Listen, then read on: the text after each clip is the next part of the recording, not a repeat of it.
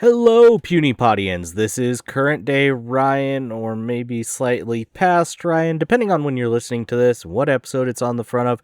Anyway, David and I have decided that we wanted to share with you some of our favorite content that we make.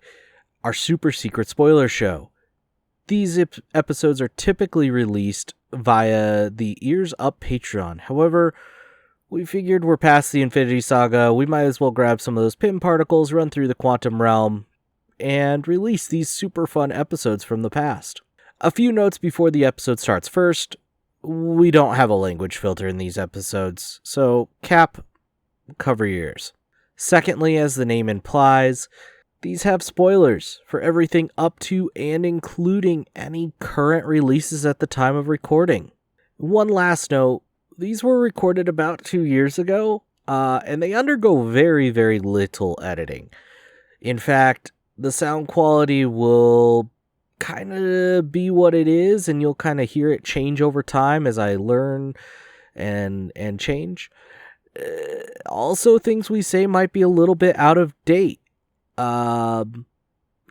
don't have Doctor Strange's time stone to be able to go back in time and correct ourselves and know the future. Anyway, I hope that you guys all enjoy this nonsense. And if you want to get these less than 2 years from when we record them, go join the Ears Up Patreon. The link is in the show notes as always. Enjoy the episode. Thanks for visiting the TVA. Welcome to the Supreme Resort. Is that where we're at? All right. David, are you ready for a super secret spoiler show? Oh, am I? I'm ready for secrecy and superness and spoilers. Well, it's a super secret after show, super secret after show. It's after secret. It keeps getting worse. Oh, that's a masterpiece. I don't know what you're talking about. I downloaded an auto-tuner just to make that perfect.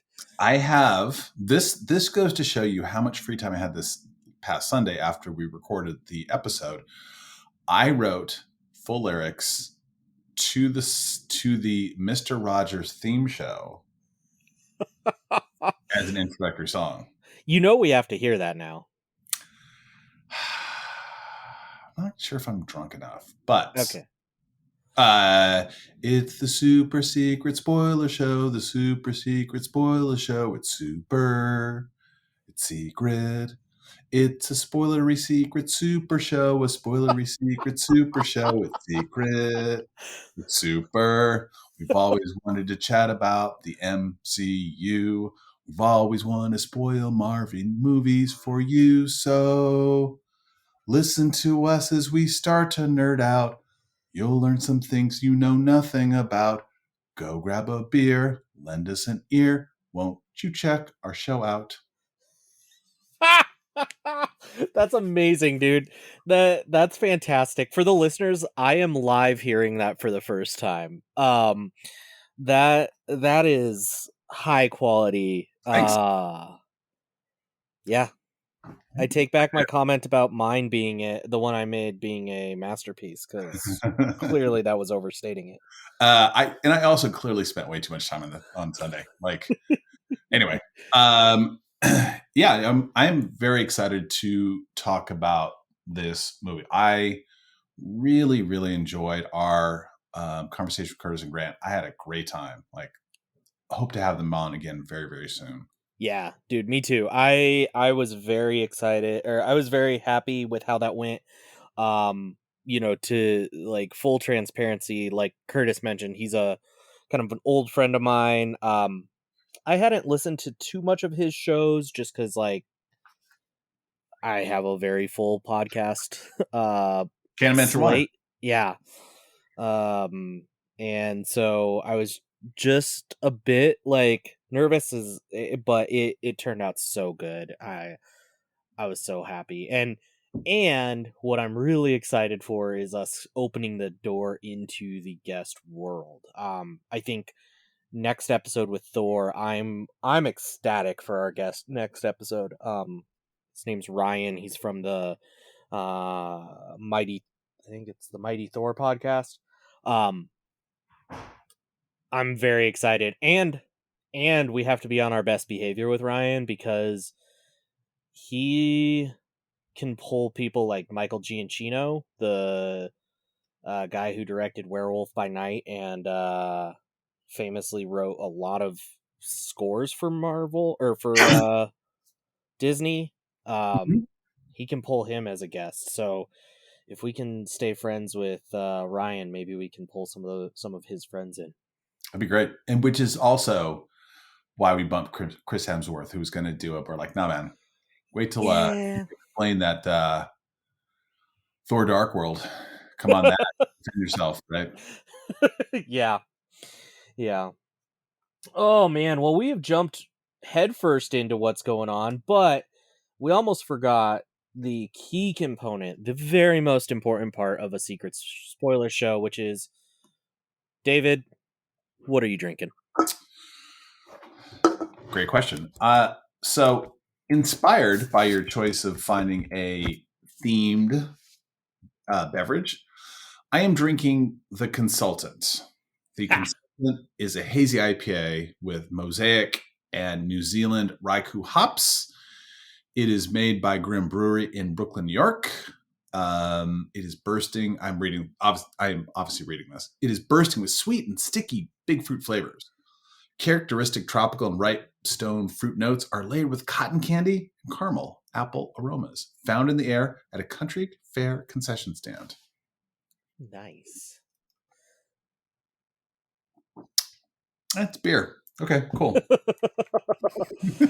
That's fair. How about you? I guess this is, you know what? I'm gonna call this in theme as well because the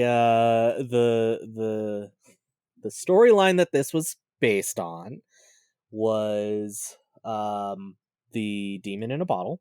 When Tony had to stop drinking. And because I now have to think about every single beer I have, because my body has decided that uric acid is its enemy and it wants to basically put kidney stones in my toes. I am drinking a non-alcoholic Hoplark Citra. So it's double dry hopped with Citra hops. And it's actually pretty good. You know, it definitely doesn't have the full beer characteristics. It's much more like drinking carbonated water with hop flavoring in it.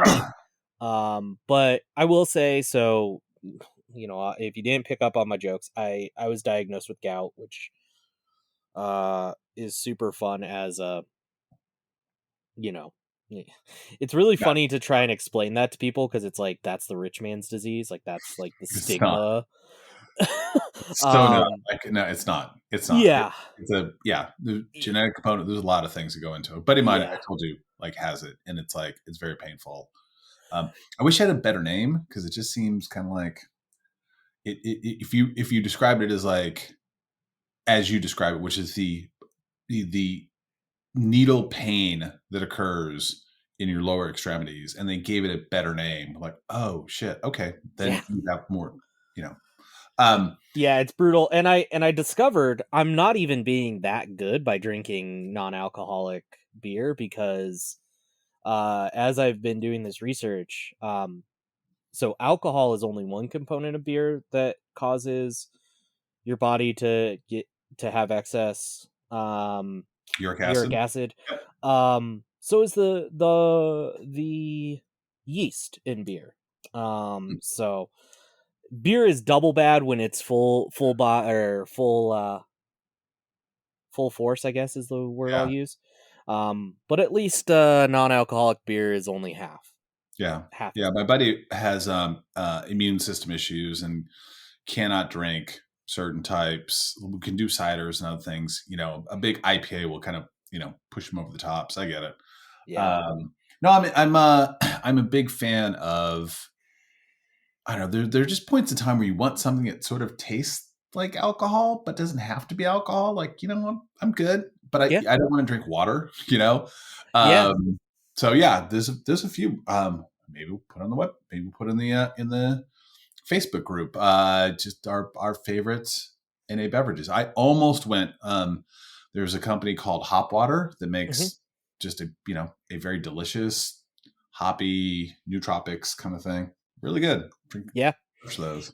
Yeah, it's really cool. I think over the last year or so, a lot of the craft breweries have been getting into the non-alcoholic space, and which makes it really good for a beer lover like me who suddenly has a medical diagnosis where beer is the enemy.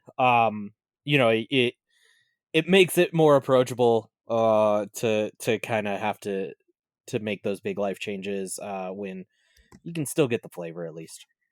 But listeners, welcome to Beer Talk. Yeah, I was gonna say, welcome to Beer Talk and Welcome to Woe the is Me Talk. Sorry, that's a terrible. I'm so sorry for that. That's awful.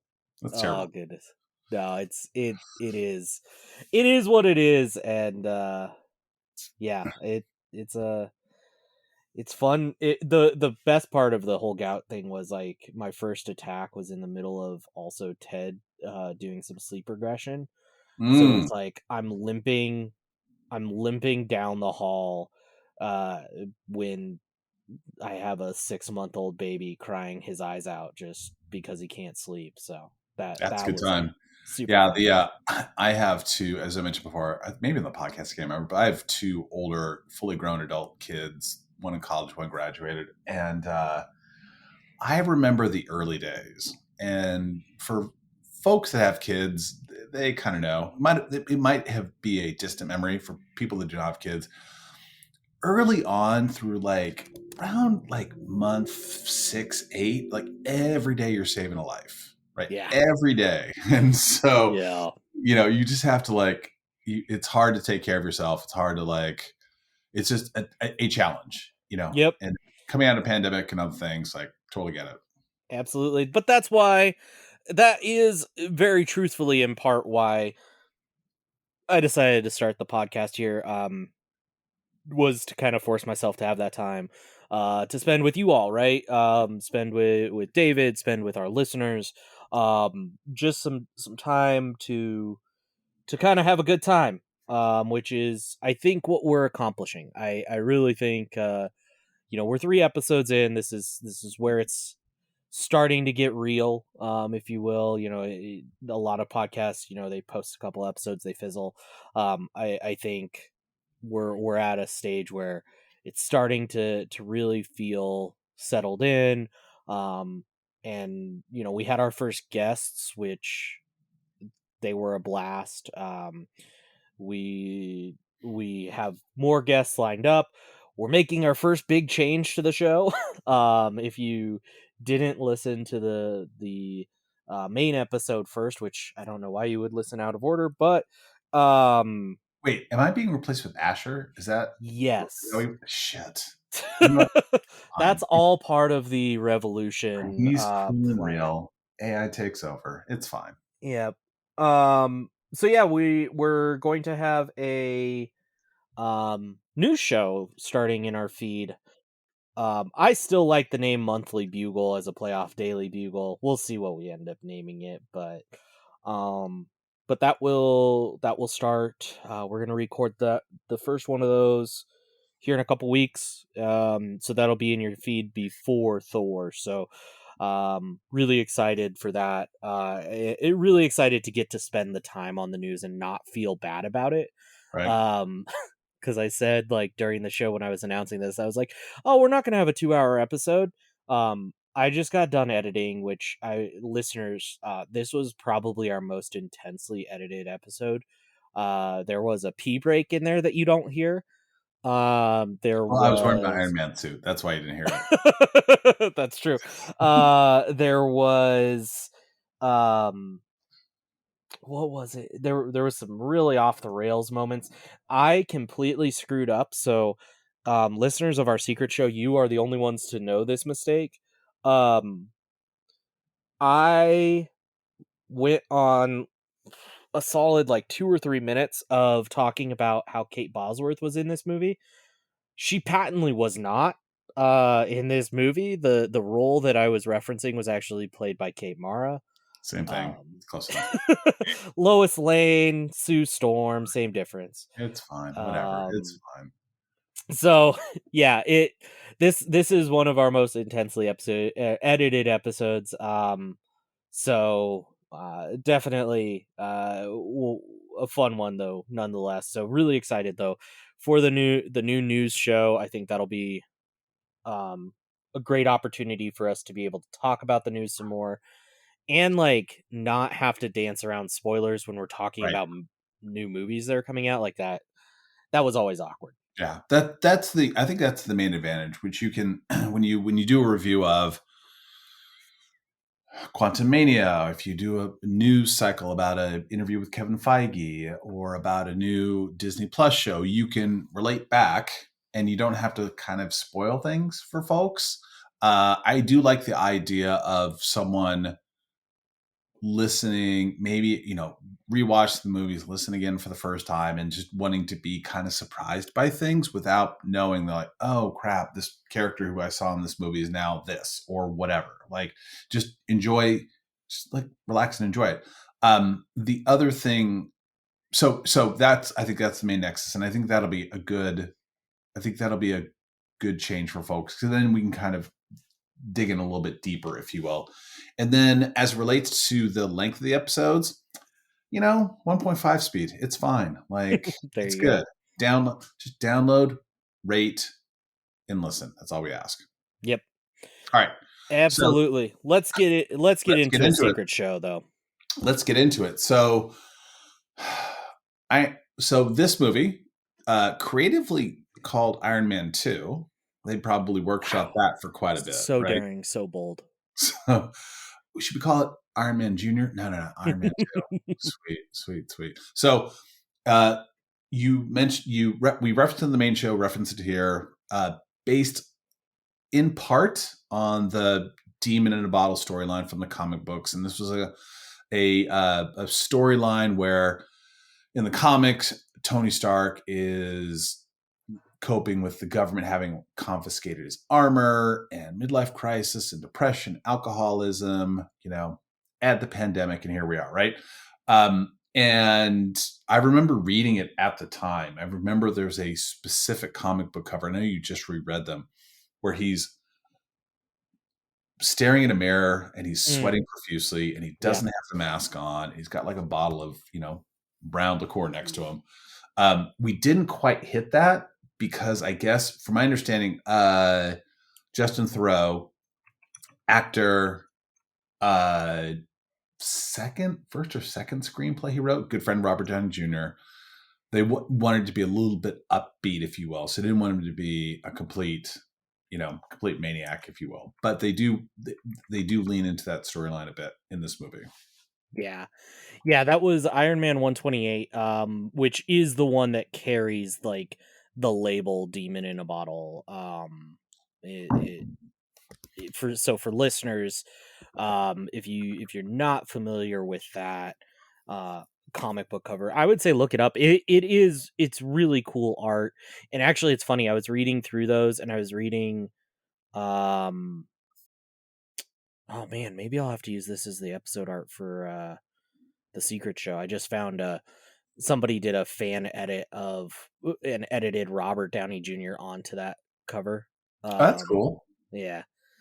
But yeah, it's actually funny because they were switching artists at the time in the comics, and several of the letters, because so the reason why I'm able to read these comics is I actually signed up for Marvel Unlimited, which any of our listeners who have a spare $10 a month or whatever, I would highly suggest Marvel Unlimited. It's really cool. It's got most of Marvel's like issues in there, most of the comic books and stuff in there. So really cool way to go back and read through some of those old comics. But I would say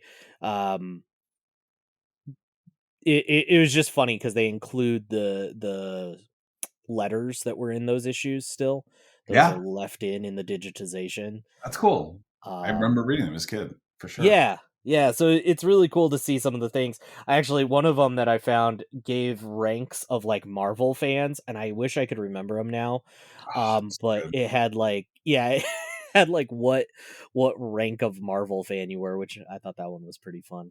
So good. Yeah. Yeah. I would like it if the digital versions also included some of the ads, because some of the ads are pretty fun too. That's fair. That's You're just like, fair. cut this out of your comic book that's super rare now and lose all the value because Yeah. we didn't know. I remember that, and I mean these are all modern comics, so they're not worth anything anymore. Um, but for a while, Marvel was putting like codes in their comics so that you could get a digital version, right? You took off this little flap, and underneath was a digital version or like a code for a digital version of the comic. Mhm. Um, and I was like, yeah, I did that a couple times. And then I was talking to my friend who's a collector, and he's like, dude, you know that's just gonna kill the value. And this was a younger me, so I was like, crap, that is gonna Yeah. kill the value. But then when I think about it, it's like they're modern comics. Modern comics aren't like worth anything, and they never will be, because they mass produce them so much more than they used to. And I think the genie's out of the bottle for comic book movies, so we're not going to see a day where, um, may I may very truthfully I may be sitting on like a, depending on it on how it ends up graded out. I mentioned during the main show, my dad was telling me how I have two of every Secret War comic book that are effectively mine. And Secret Wars 8 is the first time that Peter Parker gets his black suit, Mhm.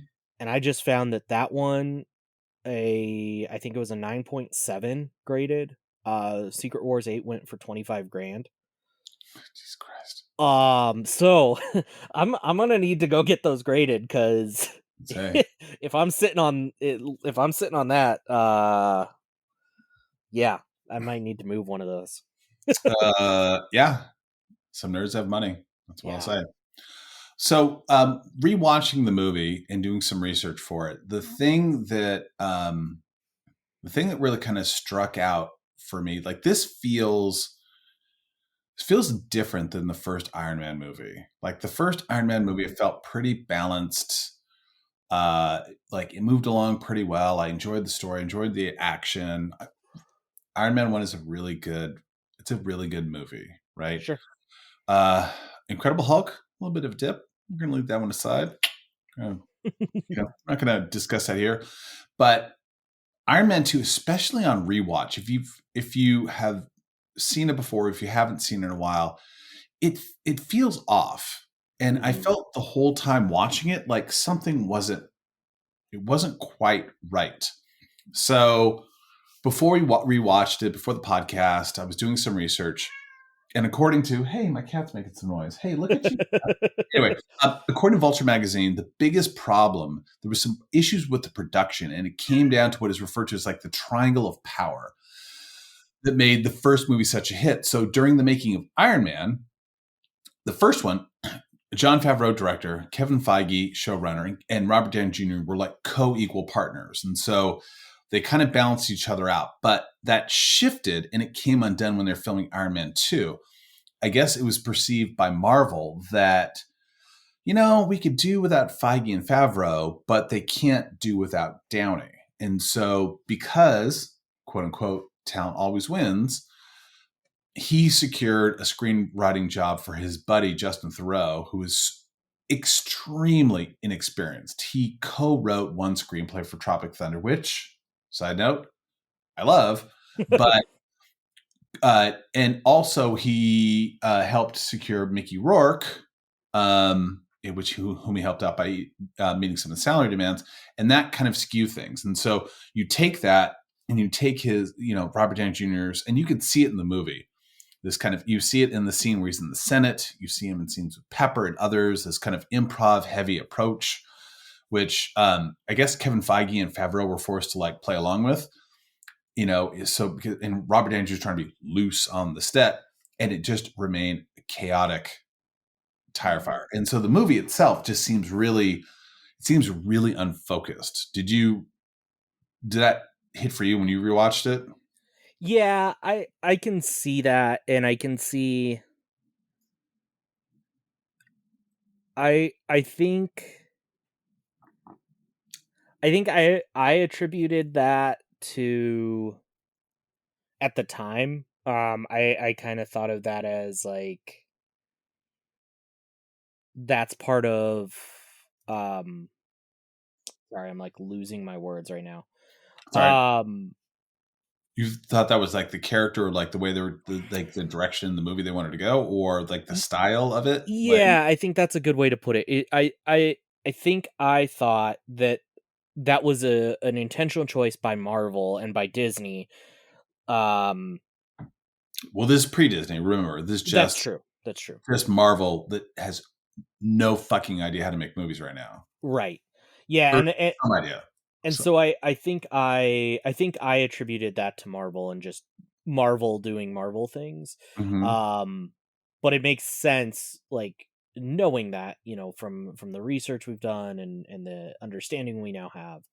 I can see where, like, yeah, it retroactively it makes a lot of sense that it was just completely off the chain because Robert Downey Jr. too hard. Yeah. But think of it like, so Marvel has made itself. They've made this is the third movie of the MCU. Previously, they just like license everything out. Sony, New Line, whomever, make whatever you want to make. And they kind of didn't know what they were doing entirely. And so they hit on Robert Downey Jr. So thumbs up there, right? Yeah. While you have seen, we've talked about casting, you talked about how Sam Rockwell was considered for the role, and Tom Cruise and all these other people. Like, Robert Downey Jr. is a near perfect Tony Stark, right? Right. So they nail that. They start to nail, this is the episode where they start nailing it from a casting perspective. Do you know how many actors in this movie have been nominated or have won Academy Awards? Just guess, just a number, if you were to guess. Well, obviously we have Mickey Rourke. I know that. Yep. That's I'm one. pretty sure Robert Downey Jr. has been nominated. Nominated for Tropic Thunder and Chaplin. One of those I love. One of those I've not seen. I'll let you guess which one I've seen. I don't think Gwyneth Paltrow has ever been nominated for anything. She won for Shakespeare in Love. Oh. That's 2. Third one to win, Sam Rockwell. Okay. Best supporting actor. 3 Billboards Outside Ebbing, Missouri. Oh, that's right. Don Cheadle, Hotel Rwanda. Scarlett Johansson was nominated for Marriage Story and Jojo Rabbit. Didn't see the other one, sorry. And then Samuel Jackson, Best Actor in Pulp Fiction, which is a fantastic film. At 7. That's a powerhouse. I mean, it's yeah. They're they're starting to pull in like really good actors and actresses. Liv Tyler is not getting a sniff by like movie 4 or 5, and so, but they start to figure out this is the movie to me behind the scenes. They start to figure out the formula. Yeah. Marvel was, my understanding is very like heavy-handed. They want to introduce all the Shield stuff and preview the Avengers, and we're insisting on rewrites. Let me go to this quote. Marvel required screen rewrites as the film was being shot, and as a result of this and Robert Downey Jr.'s, I'll refer to as contributions, Justin Theroux had to stay on set to rewrite the movie on the fly, which resulted in stress that, quote, manifested with him in his body and which forced him to work from his bed to finish it. Jeez. That's wild. That is insane. Yeah. That's crazy. So eventually, a couple things happen. One, Feige wins. It is Feige running the show. And that was probably the most important decision that Marvel made early on. Like, hand it to this person. This person owns the reins, ride or die. This person's going to get it done. As I mentioned, as we talked about on the main show, John Favreau tapped out. I'm done. I'm not directing this stuff anymore. I will appear as Happy Hogan. I will do some other Disney property stuff, but like, I'm not directing this shit anymore. Yeah. And Robert Downey Jr. kind of like, turned down his Al Pacino-ness for, that's a little strong, but turned it down and kind of like got in line. And that, I think, was the slingshot, which really, really propelled things for the MCU. Yeah. Yeah, I can see that where I think slingshot's the right word. You used the word spark in the main show. This was the spark for the MCU. I think this also showed that the MCU was resilient, right? Like where Hulk showed that the idea of Marvel Comics and the MCU was resilient to a middling performance in the box office. This movie showed that the MCU was resilient to behind the scenes drama. And so instead of like it wasn't a hard behind the scenes situation wasn't going to make it so that we weren't going to ever get another movie, right? Because like there's a lot of other things that have fallen to that. Right. To some degree, the DC universe is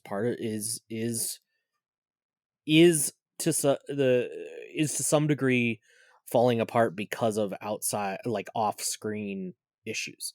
There's plenty of on-screen issues to talk about with DC as well, but there's also the just off-screen issues that are tearing that universe apart. And it's interesting that because Marvel has just has weathered that storm. Right. Yeah. We also have to remember too, like this is 2008, I think. And Marvel already has a big lead on DCU. So Yeah. they were able to stumble a little bit. But if you make the Incredible Hulk and you stumble and you still make, I think off the top of my head, like 265 million, it's not bad, right? Yeah. And they did a really, I will say this, we could have a separate discussion on kind of early Marvel Entertainment stuff, but they figured that part out. They figured the casting out. They figured Feige out. And then from this point in time on, pretty good. I'd like to talk just a little bit about a character who we will never see again in any of the movies. You correctly guessed him as winning Academy Award for The Wrestler, Mickey Rourke, who again famously said that he will do it if he, quote, has his hair in a samurai bun, he gets to speak in a Russian accent, and he wants a bird on his shoulder. Mickey Rourke is over the top greatness, but there was a lot of, unlike Edward Norton, who thought he was going to get to co-write the movie. Mm-hmm. Rourke, his thing, like Mickey Rourke, he wanted his character, and this is actually a fair comment, he wanted to be a little bit more three-dimensional. Like sometimes in superhero movies, it's just the bad person. It's just the the evil supervillain, male or female. And I think Whiplash is that. Like, I think that particular character, especially, and we talked about this a little bit, it being a combo character, but Whiplash was just a bad guy to throw out being a bad guy. Totally. Now, this may come as a shock, but Mickey Rourke didn't love being in this movie. Shades of Edward Norton. While promoting another film The Immortals in 2011. Just a year. So this is 2010. I'm sorry, I said 2008 earlier. This is 2010. Iron Man 2 comes out. Rourke attacked Marvel for altering his performance in the final cut of the film. So he filmed a bunch of stuff, Mm-hmm. and they just cut it all out. And quote, I explained to Justin Theroux, to the writer, and to Favreau that I wanted to bring some other layers and colors, not just make this Russian a complete murderous, revenging bad guy. And they allowed me to do that. Unfortunately, the people at Marvel wanted a one-dimensional bad guy, so most of the performance ended up on the floor. Now, that by itself, okay, cool. Maybe you're going to end up in a Disney Plus thing. He goes on. He doubles down. Yeah. At the end of the day, you've got some nerd with a pocket full of money calling the shots. Favreau didn't call the shots. I wish he would have. And then just it keeps going on. If you've got a good studio, great. If you're working with a director with a set of balls that'll let you incorporate, then it's fun. Otherwise, you end up with what happened on Iron Man. Oof. Ooh. So, yeah. Yeah, so Mickey Rourke, good seeing you in the MCU. Not going to see you ever again. So yeah, that's something that's interesting, and I think we'll uncover a lot of that as we go along. Is for a long time, Marvel was churning and burning actors. I mean, they almost lost Chris Evans at one point. Like, I know Chris Evans is not. I think he's fallen back in love with Marvel, and maybe that's money to thank for that. But, he wasn't.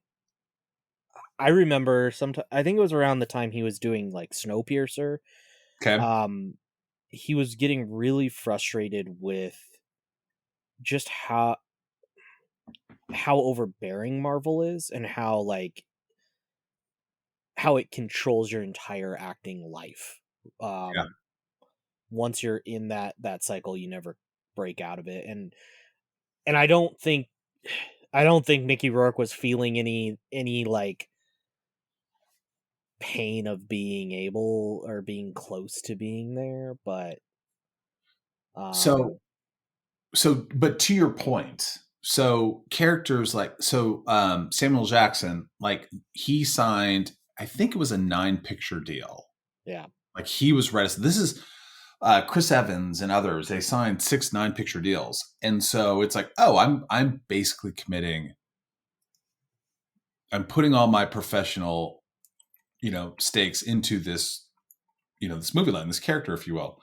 And for some folks, they don't want to typecast themselves. They want to do other things. I can't imagine like Sam Rockwell. I think that was one of the comments that I think Curtis made. Like, I can't imagine Sam Rockwell, doing Iron Man for like 9 movies. Like, he's not doing that. He's got other things to do, right? I would be about cashing the checks, and while I think that I'm trying to remember how much he made. I think Mickey Rourke was offered originally $250,000, and then was kind of bumped up. But even like Robert Downey Jr., it's not like he made $80 million. I think he made about. It's rumored he made about $10 million for the movie, as up from the piddly amount that he made in the first one. yeah, But it's not. It's a lot of money. Don't get me wrong, but it's not like Apple CEO kind of like, kind of money. So, yeah. let me ask you this. Do you, when you watch this movie and on rewatch, Mm-hmm. were there things like what were the things that you watch? You're like, oh, this pays off in this movie, or this pays off in that movie. Like, what were the little like references or pins that you saw as you watched it? Yeah, so I think some of it is yet to be paid off. I want to kind of address those, I guess, first.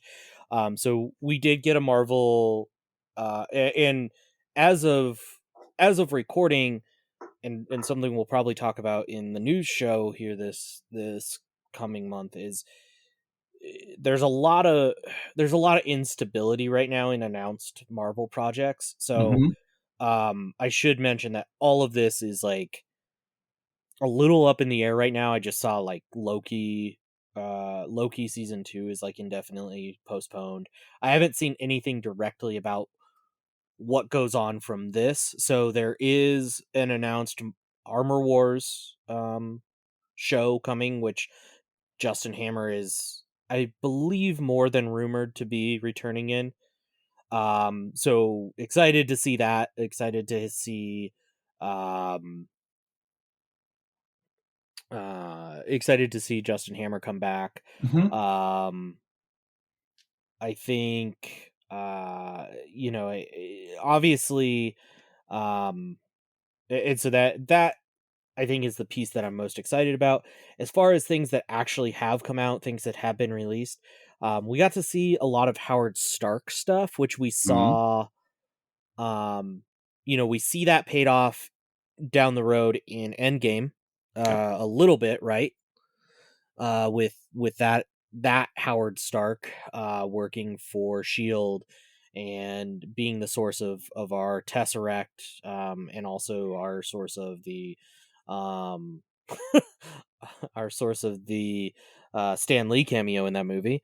Mhm. um but that it set up Howard Stark as like founder of Shield, which was cool. I think that ends up playing in a lot to things that are like now questionably canon. Like I understand Agent Carter is like questionably canon, which is like early Shield stuff.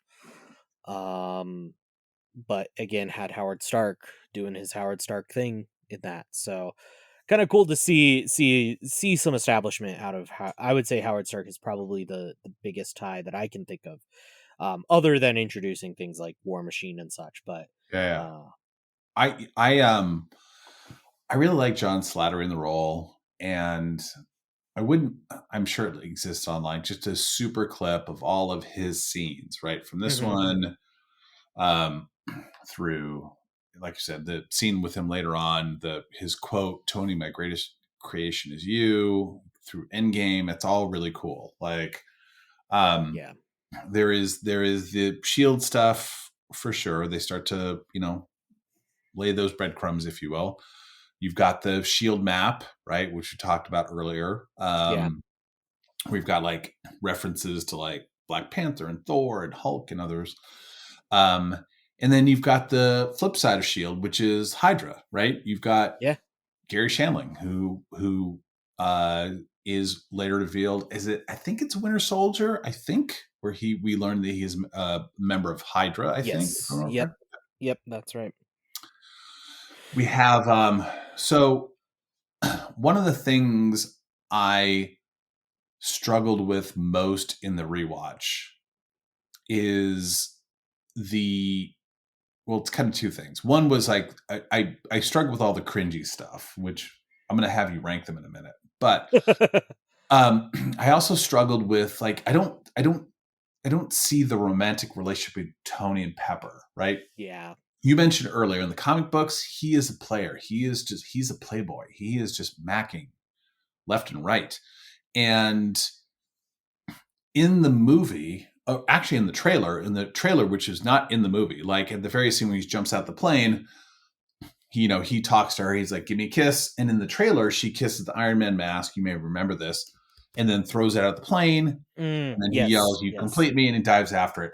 Like even that would have been a little bit better to have some sort of connection because like about I don't know 30-40 minutes in when Scarlett Johansson shows up and he is just like the he's like a cartoon character whose eyes are like auga and like eyes right, are sticking out of right, his head and it's like wait, I thought you care about this person that's sitting right next to you yeah, and you are like you're so thirsty and I that's one thing I really struggled with. and that's fair, and I think that's what's so weird. I think I think for me it was part of it was like applying, like I mentioned during the comics, because so Tony had women that like he called his girlfriend, but they were like different women every issue, and but they struck as like somewhat serious, right? It was, I'm calling this woman when I go over to Monaco, right? Like Right. I think in the issue where he went to Monaco to fight Justin Hammer, he called one of the women that he was dating just to like have a nice conversation before going to bed. Or like what ends up driving him to drink to the point where Rhodey has to take over as Iron Man is because a woman is hypnotized by Obadiah Stane and tells Tony, basically breaks up with Tony under hypnosis, which is even reading that in a modern sensibility where like there's a little bit more monogamy, and I think it's not even just monogamy so much as it's um there's just more emphasis put on like caring about the humans in your life. Mm-hmm. Which I don't think was there in the 70s. And then what's hard is they tried to I feel like Justin Theroux probably tried to take that inspiration and directly put it into the movie without thinking about the different time frames, because even in 2010, 2011, you're gonna we still have a lot of the same sensibilities that we have today, where even if it's a hookup, even if it's someone you're hooking up with, there's got to be some honor there, right? And that just wasn't there in the depiction of Tony at all. I Yeah. feel like. Like rewind the prior movie. Like he hooks up with Christine Everhart. Right. Like, and then Pepper has to go in and clean the thing, clean it out. And he's like, she makes the taking out the trash comment. And so there's just I could have used just a little bit more to get to the point where they are like a couple, or Yeah. they have this relationship, if you will. That You was one of actually the make big, a really good point, because it felt, thinking about rewatching the first Iron Man, it felt like by the end of that we were about at the same place where we ended this one. Like in what way? relationship wise from Tony with Tony and Pepper. I almost feel like their romantic relationship finished in about the same place in both movies, which is really weird because it like finished with Pepper kind of starting to become the girlfriend. It felt like at the end of Iron Man 1, and then Tony's just being like totally playboy through most of Iron Man 2, and then he's kissing Pepper at the end of Iron Man 2. And Right. so it and maybe the other piece there, like giving some benefit of the doubt, maybe the idea is, once he hit the celebrity kind of thing, Pepper wasn't good enough for him or something, and that just wasn't a well fleshed out storyline. I could see that being like that's a very predictable storyline, Right. and a mechanism that's used frequently is, once you become a celebrity, um your girlfriend from back home is nothing to you or whatever. Like that's a pretty usual thing. You have to look at. I'm thinking of like three moments in the movie where there is one-on-one time where you could have built it out just a little bit Mhm. more. So they're on the plane. He talks about he made the omelet for her. Now maybe that's ad lib, but you could have built that out just a little bit more, and she could have Yeah. been this kind of like, hey, I know you love omelets, blah, blah. Like you could him expressing himself in that manner could have been drawn out like, oh, this is a very touching moment. You've got that moment. You've got the moment when they arrive to Monaco, and he's just ad libbing the shit out of it, and you could see on her face that she is perturbed, right? Yeah. Like, fuck this guy, his goddamn ad lib. Let me go over here and talk to Elon Musk. He's the normal guy, right? And there's a couple other points in time where you could have just built on a little bit. We don't know, to be fair, we don't know how much time has elapsed between the start of the movie and the end of the movie.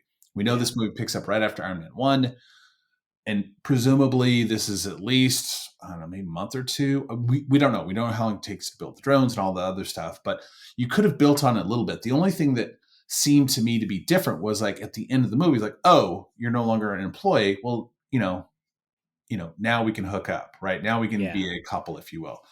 And I would have liked to have them to have played it out a little bit more. Scarlett Johansson famously like did not like how she came across in the movie.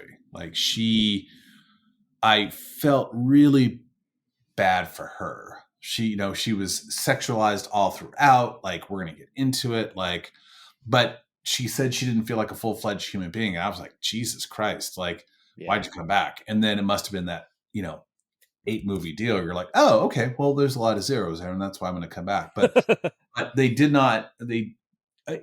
Those things made it really hard on rewatch to enjoy this movie. If you could have cut all that out, I would have enjoyed it a lot more. If you could add a little bit more Rhodey, a little more Happy, I would have enjoyed it a lot more. That's fair. That's fair. And that's, I think,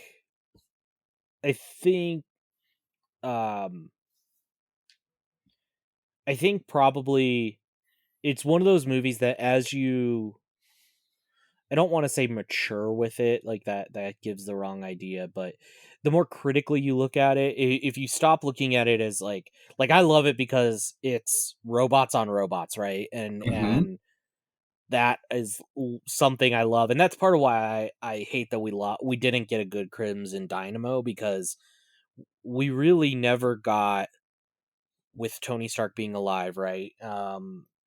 We never really got a good movie that was suit versus suit for the majority of the movie.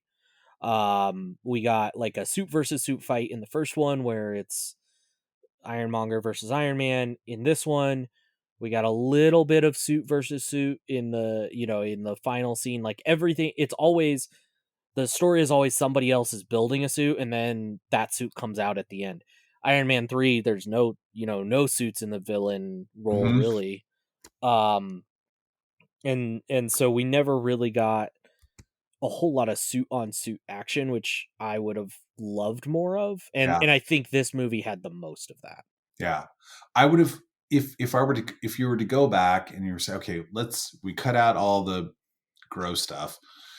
We develop the villain a little bit more. Maybe we keep the villain.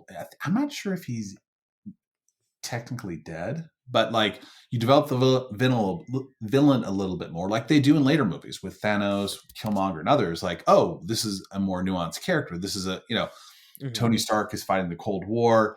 That was from the comic books, but like, you could have told it from the Cold War perspective. I thought that would be really cool to do, right? Yeah. And a little bit more of the CGI stuff, like that would have been a much more compelling movie. As such, like, I don't love the movie, but there are parts of it I love, and there are parts of it that just make my skin crawl. I'm going to give you 8 cringeworthy moments, and I want you to pick your number 1. Okay. Most cringeworthy? Just the most, you're like, oh man, Jesus. So like, most dishonorable, the worst. The worst. Just pick the moment of like, yeah, this was like the low point. So, number 1, Iron Man appears at the expo. Background dancers are all in bikinis. That's number 1. Number 2, walks outside. There's an new Audi model. Tony says, quote, "Does she come with the car?" And Happy says, quote, "I certainly hope so." Number 3, Natalie Rushman shows up. Pepper says, "She is from legal and potentially very expensive sexual harassment lawsuit if you keep ogling her like that." Number 4, Tony says to Natalie online, "Do you know she says about Natalie, do you know she modeled in Tokyo? Quote, I want one." Yeah. Number 5, Pepper shaming Christine. "Well, she did quite a spread on Tony last year." Number 6, Hammer names his most dangerous weapon the ex-wife. Number 7, Hammer says at the end when he's being arrested, before he gets arrested, "Listen, we get these bitches out of here. We got to get these bitches out of here." And then number 8, Happy checking out Natalie. She's changing clothes in the car, and she tells him to, quote, "Watch the road." Yeah. I mean, those were, those are rough, and that those are only just like objectification and like grossness towards ladies mostly. There's so much more. It doesn't even like dive into uh to the now hyper conservative side of things with like Billow and Elon Musk and that sort of thing. But yeah, so not to avoid answering the question, um I think for me, so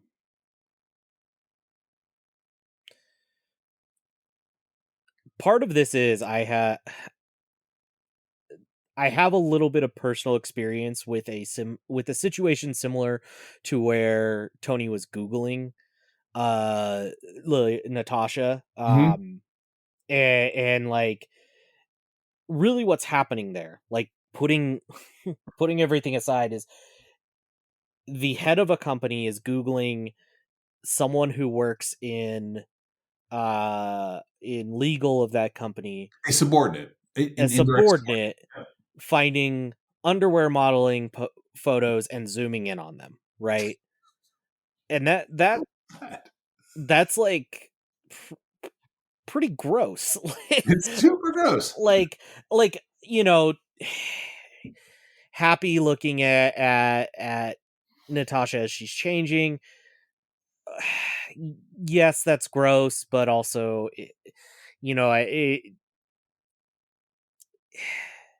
yeah, it's I think for me I would go with the what do you mean googling? I thought I was ogling her. Ugly, yeah. Yeah. Yeah, I think the part that's frustrating is like it's not like you make a choice in a script. You're like, oh, we're gonna go this direction or that direction, and we're gonna change this character up. Like none of this stuff adds to the story. None of Yeah. it does. Like you could just tell. I don't think that the lines were ad libbed. Most because like most of them are not delivered by Robert Downey Jr. So Justin Theroux, again, kind of Tropic Thunder, little more controversial film, right? Controversial is kind of relative, but like some of the themes it explores, like it's not, you're kind of pushing the envelope a little bit. Yeah. These are not being delivered by Robert Downey Jr. These are in the script. Right. And there's the element you're just like, do you need to name the weapon the ex-wife? Like, Jesus Yeah. Christ. Could you call it Yeah. the double buster 4 point? Like, it could name it anything else. Like, this doesn't add to it. So anyway, Yeah, and like some of these, like the googling ogling, somebody had to, you also think about somebody in CGI had to animate his like Google search there, yeah. and you had to Yeah. spend that money, or like you had to in the happy scene, like somebody had to direct Scarjo to like get half naked in the car, right? Like that was a choice. That's not, like you said, that's not ad lib. That's not the like, because even the like, she did quite the spread on Tony last year. I could see that maybe being ad libbed, right? Like that maybe was Gwyneth Paltrow, oh, I know how to do a callback or something. Um, but like a lot of these scenes were like integral, and then they got reused, right? Like the ex-wife, right? That wasn't just Sam Rockwell throwing that out there, because then it gets reused, like Yeah. No, that was in the that script. name gets used later on, and so Yeah. yeah. And for that reason, like if I could take that part out, I actually enjoyed the action. I enjoyed like Yeah. the guys great. Like um the fight of Rhodey and Tony um against the drones. We're in the pit. Oh, that was so good. Love that part. Yeah. But on rewatch, I was like, oh boy. Unfortunately, I can't fast forward it because I'm a professional. I gotta watch every minute of it. So Yeah, and it there's so much about this movie where I think what it honestly is there's so many highs to this movie and so mhm. much really good stuff, right? Like really good action scenes. The Disney backdrop, I think I commented to you in a text chain. I'm kicking myself that we didn't bring somebody else from like one of the from one of the shows that talks about the parks on as a guest for this one, because I think, obviously we both listen to this network. We're both, at least a little bit of parks fans. And so like the Disney backdrop of like the World's Fair, and like I am wicked obsessed with the World's Fair. Like that's one of my niches, right? That's one of my big fandoms. And so like that backdrop to this movie, and the roadie pieces that were super super fun, and Mm-hmm. there's so many big highs to this movie that to have it land in the middle and have it just kind of be one of those meh, it's there, even putting it in the middle third of the MCU means that something went wrong somewhere else. Something major went wrong, and I think you hit the nail on the head. It's the cringeworthy, not even really of the time. Like it's a little bit of the time, right? Like 2011 was a different time. They're definitely, these things weren't as cringeworthy in 2011, but I think they were still painful. Well, it's not like it's, fucking 1988 and watching Porky's, right? Like, it's Right. not like, you know what I mean? Like, it's completely unnecessary. And so this, I think, relates back to some of the Marvel, Feige, Robert Downey Jr., Favreau tension, and Justin Theroux, like that whole pentagon of tension that existed. And for that reason, I'm kind of thankful that while I did not love those moments, like we kind of ended up in a good spot and we kind of project off from there. Because I would not enjoy the MCU, and I struggle to think of like other future movies where it's there are these kind of moments. They cut back on all the, hey, let's have all the this is because this is the, I think this is, I'd have to go back and look. I think this is the most cameo heavy movie of all of them. So Yeah, I think right, like, cameo in the sense of like um people showing up as themselves.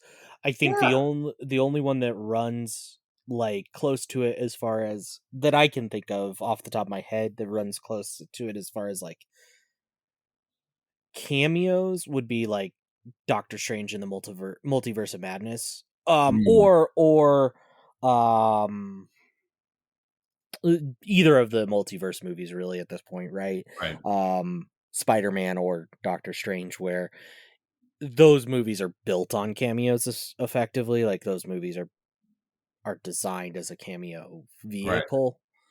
Um I mean, don't get me wrong.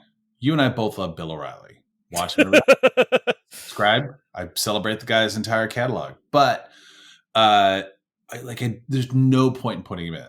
That yeah. just so I now that, and again, I will separately. This is a tangent. Like one of the producers, I can't remember his name, was like super. I was going to go off political rails for a moment, but like very conservative, and I think probably early on days of like when you talk about Marvel intervention, there's some executive producers like, hey, why don't you put my buddy Elon Musk or my buddy like Bill O'Reilly in the movie and kind of balance it out, fair and balanced. And then you end up with something later on, you're watching like, wait, why are these two lunatics in this Well, and fucking that's comedy that's what's movie? so weird, like putting myself in 2010 head, like, and this is something I had to remind myself of, is like Elon Musk was not a political figure really at that point. In 2000, by 2010, Elon Musk was a lot, trying to pick my words specifically here. He was a lot more of the like eccentric rich guy, and like, at least in my circles that I was in, he was a lot less of the um like he didn't have the stigma that he has today, Right. and I don't know that you could have called that he would get there. Yeah, it's kind of the thing where it's like, you don't, if you are in the public eye, but not scrutinized in the public eye, then it's like, oh, here's a wonderkind who created this, amazing electric car company and this and that, and like all these future things. And then you give them little bit more rope and you give them a bigger platform. You're like, all right. Some of the stuff doesn't like resonate as well. So, Yeah. I also didn't realize this movie was filmed after and produced after the Fuck It, We'll Do It live rant. Like that was in 2008. Yeah. Like Fuck It, We'll Do It live was in 2008. So that means that this was after we realized that Billo was pretty crazy. I mean, I think it predated his other issues, like his sexual misconduct issues and allegedly. Right. Trying to avoid the libel and slander lawsuits. That's fair. Allegedly. Accused. Yeah, I think it predated a lot of that. So so he was, and again, it's like I'm trying to like, and maybe this is a little bit of mental gymnastics, but it's also like try and put myself in those shoes. Would the people involved know that some of those pieces wouldn't age well? Was it as much of a risk as putting what's her name from MSNBC on there? Yeah, dude, they could have put Matt Lauer on there, and you'd be like, ooh, you know, yeah, what I mean? right. So it's not based upon the political perspective, just the element of like, oh, Rhodey's dad is Bill Cosby. Yeah, that doesn't, you know what I mean? Yeah. But anyway, I know we've we've talked about that for enough. So let me ask. The only other thing I was going to say in terms of foreshadowing, I mentioned the main show. This movie goes a long way, and Marvel, I think, was pretty heavy-handed in previewing the Avengers, right? Yes. So we talked about Captain America's shield, which has helped to prop up the coil, machinery in order to build the new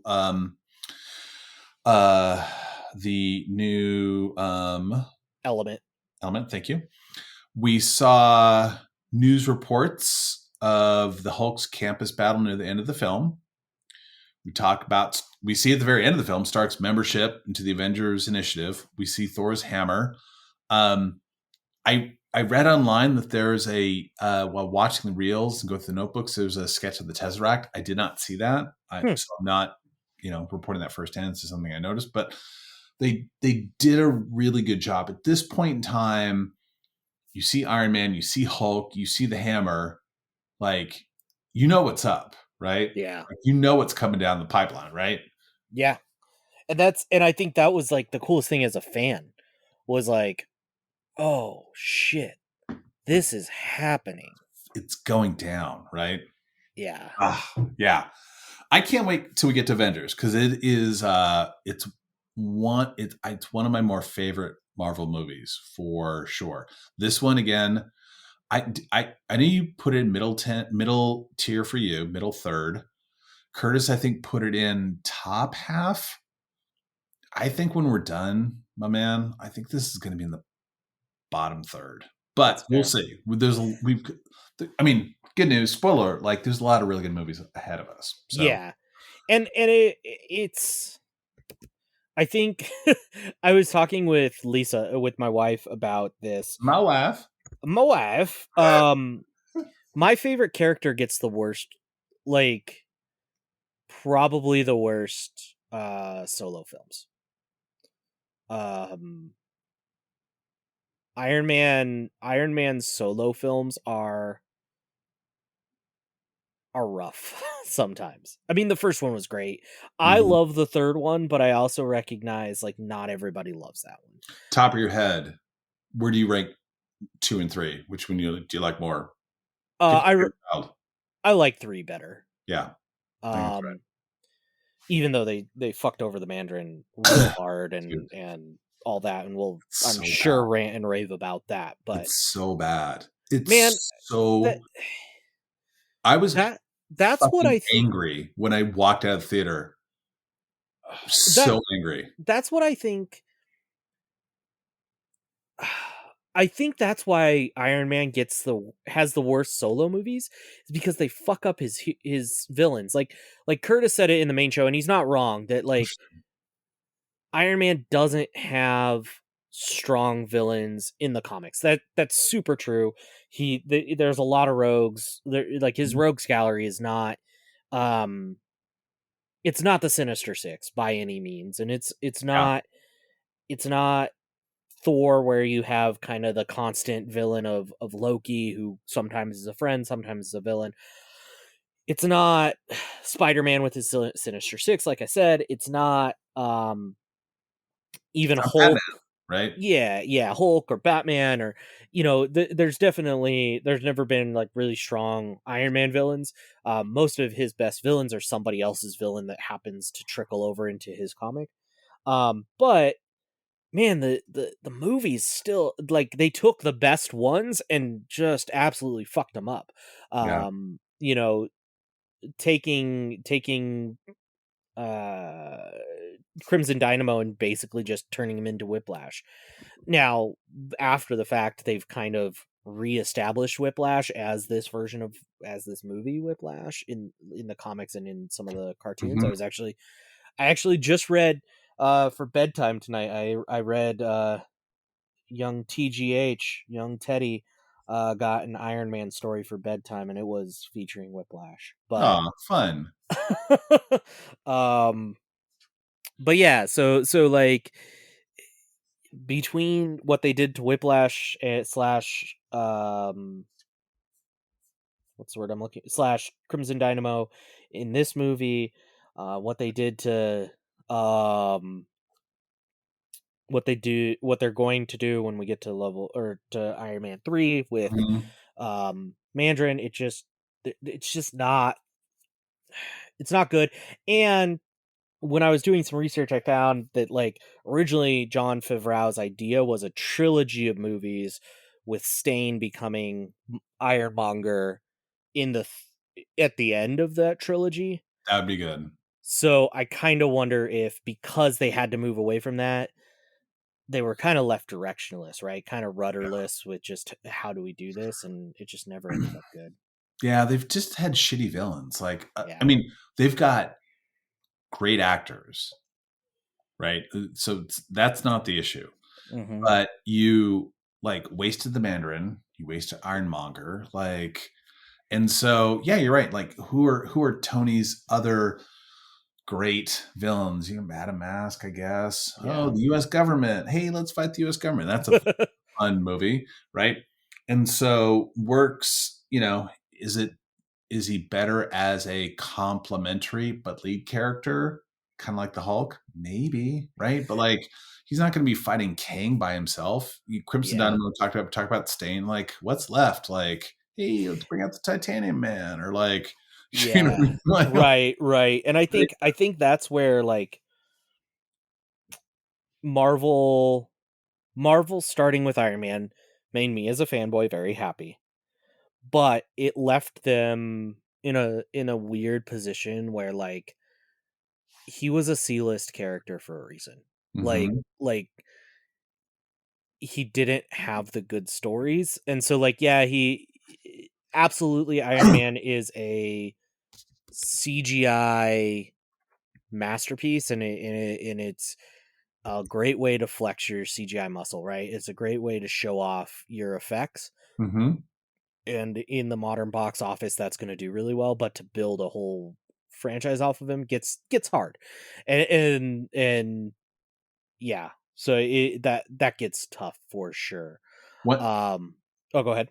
I was going to say one thing to leave you with, which is putting if you just put aside the CGI for a moment, which is a big F, like, would Iron Man have been better as like a Disney Plus series, right? So you're gonna, Yeah, right, like, it's gonna be a little bit more like Captain America, Winter Soldier. It's gonna be something. It's not gonna be the Avengers. It's like, and they did it for Wanda and Vision. Like, I don't know. Like, it's something that occurred to me that like you could have had Like, I would have liked if they could have just taken it, again, Disney Plus didn't exist back then, but like take him out of the big movie, quote unquote, big movie, and then just show his like kind of character arc. That would have been way more interesting. And he don't even need that much CGI and villainry, like, right?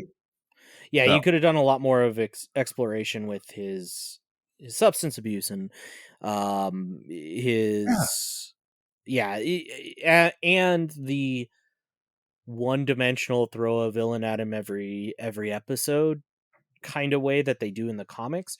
That would fit way better on a series. And yeah.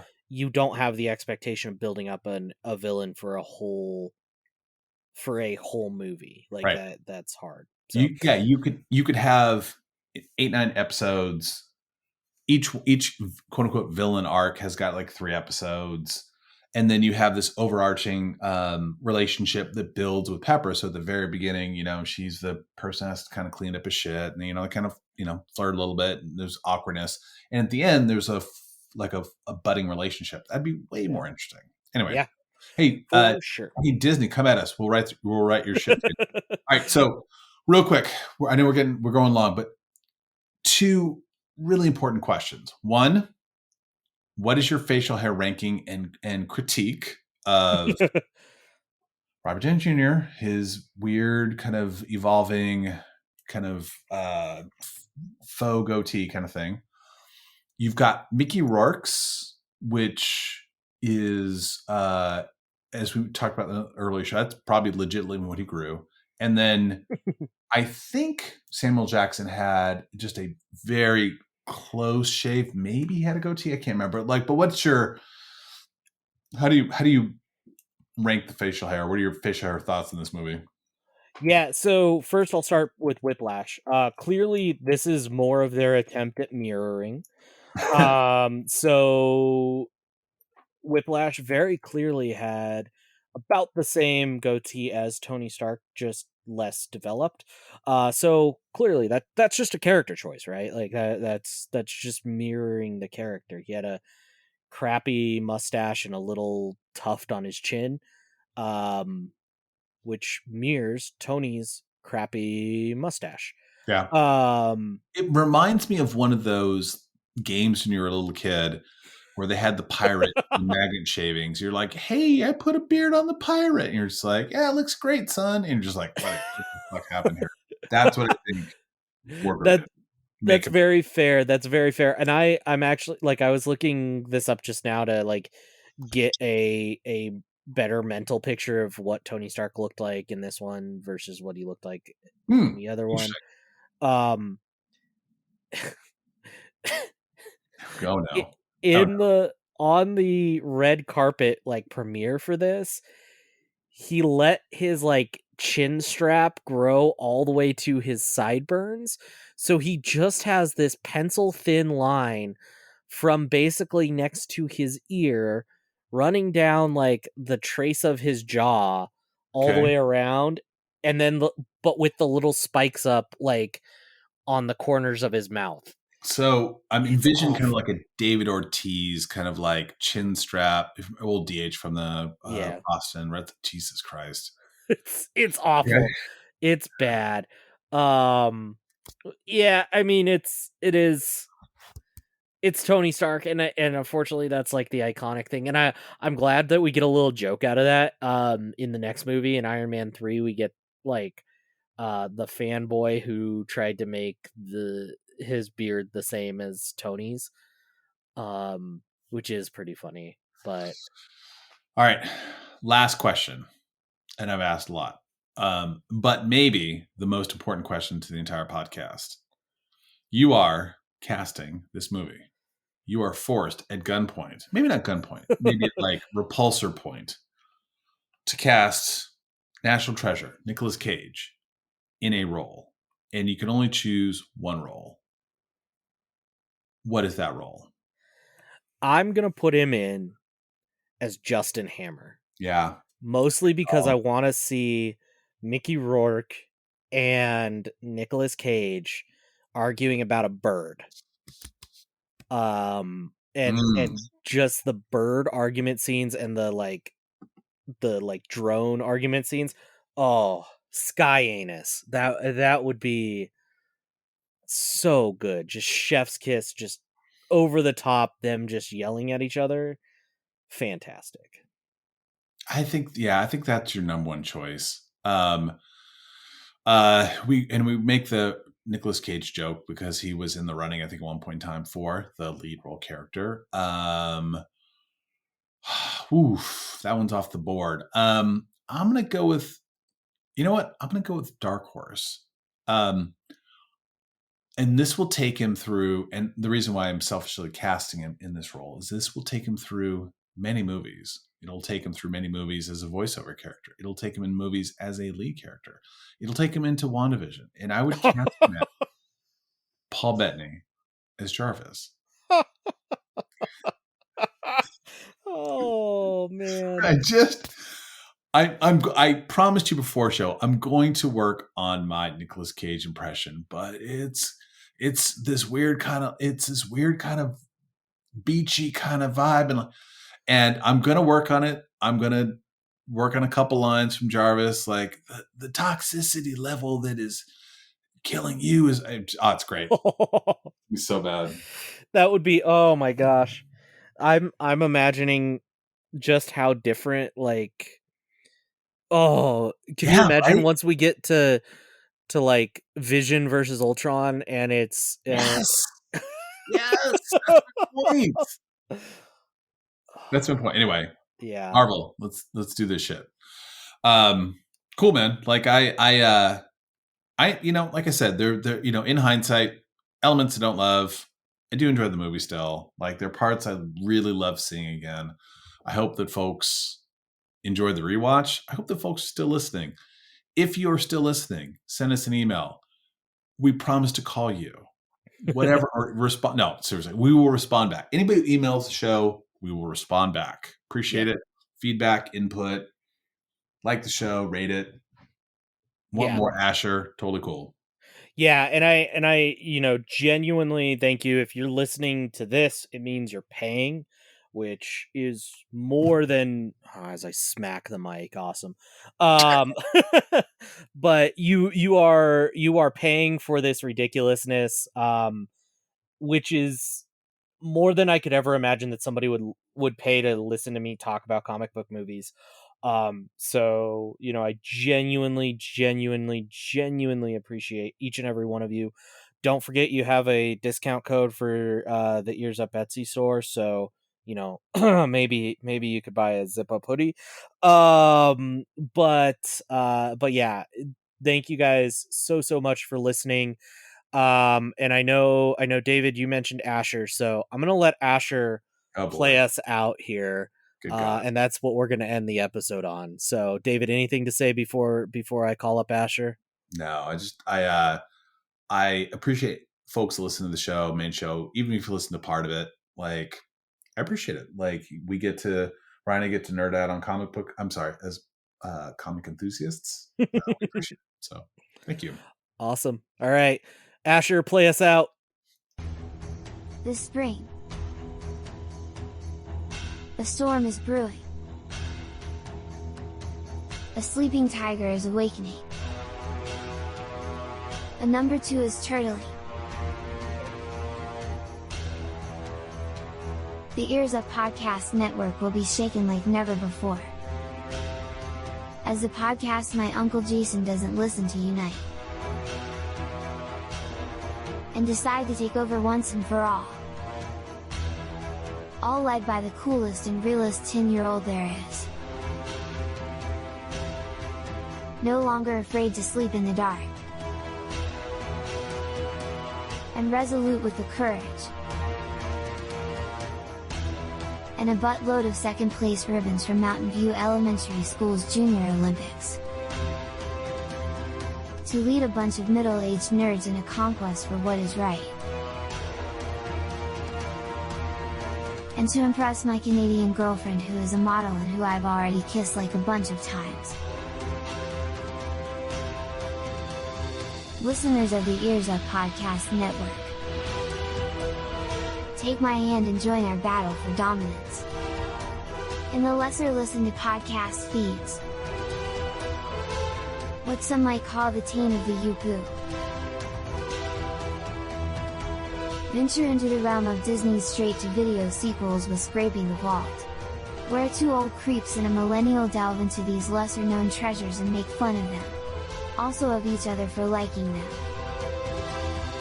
Experience the thrill and excitement of the Marvel Cinematic Universe with Puny Pie, as they dive deep into the stories of Earth's mightiest heroes and villains. Unravel the mysteries of the Infinity Stones, and witness the epic battles that have defined the MCU as one of the greatest movie franchises of all time. Join us on a journey to the farthest reaches of the galaxy with the Weird Nerds at Bantha Milk Podcast, where you'll explore the very essence of the Force and uncover hidden secrets of the Star Wars universe. Hear the legends and lore of Jedi Knights, Sith Lords, and the many captivating characters that have made Star Wars a cultural phenomenon. And finally, explore the happiest places on Earth with the Supreme Resort. Join these three clout-chasing nerds on a magical journey through the parks, as we discover the secrets, hidden histories, and enchanting details that make Disneyland and Walt Disney World some of the most beloved destinations in the world. There's also extra content for a lot of these podcasts over at my Uncle Jason's OnlyFans, or Patreon. Anyways, go there to support the cause and maybe he'll give you a podcast too. And tell him that you support Asher's army of real and cool champions of podcasting. Then and only then will we be victorious in dominating the Ears Up Podcast Network. So come, dear listener, join our network of podcasts and unleash your inner hero. May the Force be with you, Excelsior, Hakuna Matata, have a magical day. And fresh baked.